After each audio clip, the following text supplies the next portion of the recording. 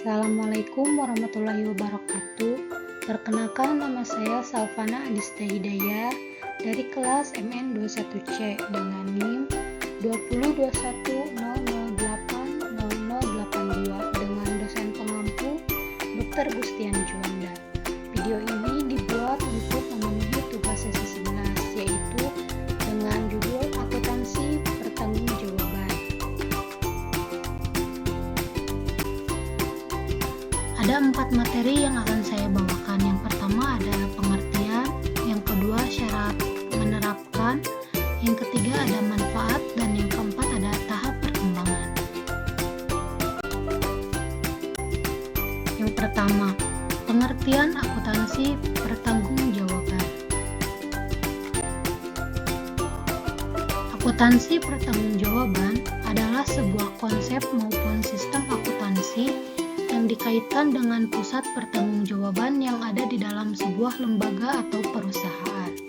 Istilah ini mengacu pada proses pelaporan bagaimana kinerja manajer pusat dalam mengatur pekerjaan yang berada dalam kuasanya. Tanggung jawab ini akan mengukur seberapa tepat rencana dan juga tindakan dari setiap pusat pertanggungjawaban di perusahaan. Laporan pertanggungjawaban ini juga disajikan untuk memberitahukan informasi mengenai pendapatan dan juga biaya terkait berbagai kegiatan pada bagian manajemen. Tentunya, hal tersebut bisa menjawab pertanyaan apakah segala kegiatan yang dilakukan sudah berdasarkan apa yang ditetapkan dari awal. Di dalam akuntansi pertanggungjawaban ini juga berisikan tahap perkembangan sekaligus cara pengendalian biaya yang ada, baik produksi maupun non-produksi.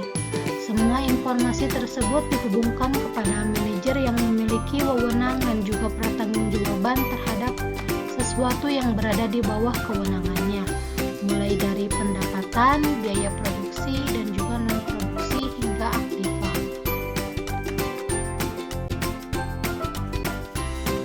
Yang kedua, syarat menerapkan akuntansi pertanggungjawaban. Yang pertama ada struktur organisasi. Sebuah organisasi telah disusun sedemikian rupa agar setiap posisi memiliki wewenang dan juga tanggung jawab yang tepat. Yang kedua, biaya anggaran. Biaya anggaran yang telah direncanakan bisa menjadi suatu penilaian bagi seorang manajer atas kinerjanya. Yang ketiga, sistem akuntansi. Pada sistem akuntansi haruslah dikelompokkan dan digolongkan untuk memberikan kode sesuai tingkatan pertanggungjawaban dalam sebuah manajemen, sehingga nantinya biaya terkendalikan maupun tidak terkendalikan bisa terlihat. Yang keempat, sistem pelaporan biaya pengeluaran. Laporan pertanggungjawaban mengenai laporan biaya ini akan berada pada tiap divisi atau pusat biaya, mulai dari isi, dari laporan manajemen terendah hingga tertinggi pun bisa terkendalikan di rekapitulasi dengan benar. Ketiga, manfaat akuntansi pertanggungjawaban. Yang pertama ada untuk menyusun anggaran. Dalam menyusun sebuah anggaran, terdapat beberapa peran diantaranya yang melakukan penyusunan anggaran, melaksanakan sebagian aktivitas, hingga sumber daya yang melaksanakan perannya.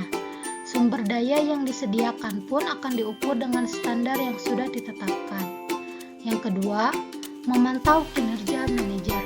Hubungan antara informasi akuntansi dan juga manajer cukup berperan penting. Hal ini dikarenakan kinerja manajer seperti merencanakan anggaran dan tanggung jawab lainnya bisa terpantau secara langsung, sehingga manajer pun bisa melaksanakan dan menggunakan berbagai sumber daya untuk mencapai tujuan yang diinginkan oleh perusahaan. Dan yang ketiga ada memotivasi manajer. Dengan adanya laporan akuntansi ini bisa untuk memotivasi para manajer. Pasalnya, hal ini akan memungkinkan sebuah usaha mendapatkan penghargaan, sehingga akan mempengaruhi keyakinan manajer bahwa prestasi yang didapatkan merupakan buah dari kerja keras dan pertanggungjawabannya berdasarkan informasi akuntansi yang akurat.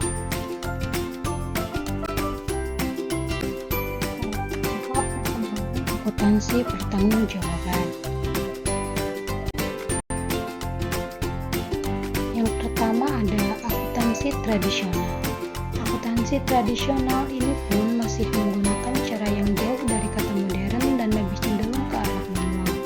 Caranya yaitu dengan memanggil setiap anggota masing-masing dalam sebuah kelompok atau organisasi. Sehingga sistem akuntansi yang digunakan ini bermanfaat untuk penyusunan anggaran hingga penilaian kinerja manajer.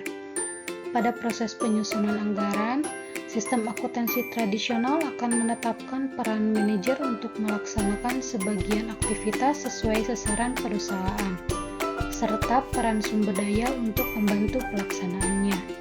Yang kedua, akuntansi aktivitas.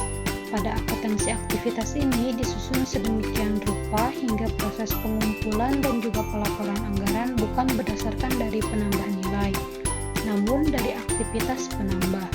Berbeda dengan akuntansi tradisional, sistem akuntansi satu ini jadi lebih maju karena menggunakan laporan berdasarkan aktivitasnya, bukan tertuju pada tiap kelompoknya. Tentunya hal ini sangat bermanfaat untuk memantau segala kegiatan termasuk pengelolaan keuangan perusahaan dengan lebih mudah dan juga menghemat waktu cukup efektif.